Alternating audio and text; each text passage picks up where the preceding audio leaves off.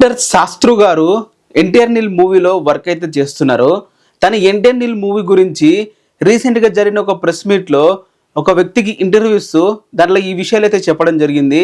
తను ఏం చెప్తున్నాడంటే, ఎన్టీఆర్ నీల్ మూవీ గురించి ఎన్టీఆర్ ఫ్యాన్స్కి ఏం చెప్తారని అడిగితే అద్దరిపోతుంది సినిమా, అంతే సింపుల్ గా, దాంట్లో అసలు డౌటే లేదు. ఎన్టీఆర్ గారి లుక్స్ మీరు విజువల్స్ దగ్గరగా చూశారు కదా, మీకు ఎలా అనిపించింది అని అడిగాడు తను. ఇప్పుడు చాలా షార్ప్ గా ఉన్నారు, అలాగే చాలా చాలా బాగున్నారు స్క్రీన్ మీద.